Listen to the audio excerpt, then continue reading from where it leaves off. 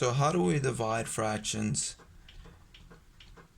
Dividing fractions is really simple, but to divide first we're going to have to remember how to multiply. So how do we go about multiplying fractions?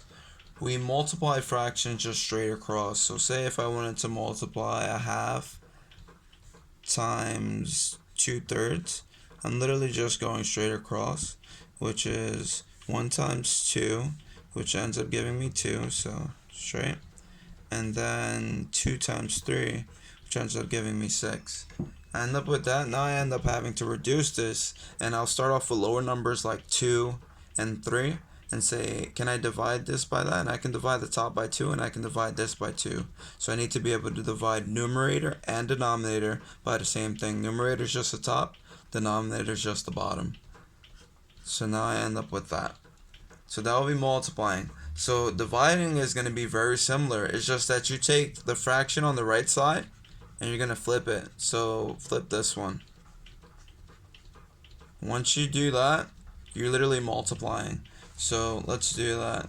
I'm going to take 31 over 20, just write that again.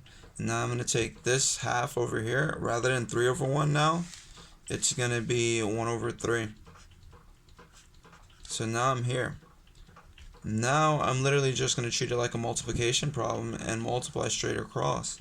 When I multiply straight across, I end up with 31 over 60. And just like that, it's done. Now, normally, say if you end up with something that would reduce like so, you're going to have to keep on reducing it. So say if I ended up with this, I can give you a fast technique right now. If they both have, say, zeros in it, you can cross out as many zeros as they both have in common. So in this case, you can literally go like this and start off from 3, 6 and keep on reducing it. But let's start off from the top just to say, oh, if I don't realize that. If you don't realize that, what you're going to do is you're just going to start off from lower numbers like 2 first. Say, can 2 go into both of these? And the answer here is yes, so let me divide both by 2. If I divide both of them by 2, I end up with this. Now I say, okay, can I do 2 again? 2 can't work now, so now let's go to another number like 3. 3 can go into both of these, so let's divide both of them by 3. If I divide this by 3, I end up with 5. If I divide this by 3, I end up with 10. So now I ended up here. Now I say, can 3 work now? And the answer is no. So now I got to go even bigger. And so I'm going to go to 5. Can 5 work? And the answer is yes.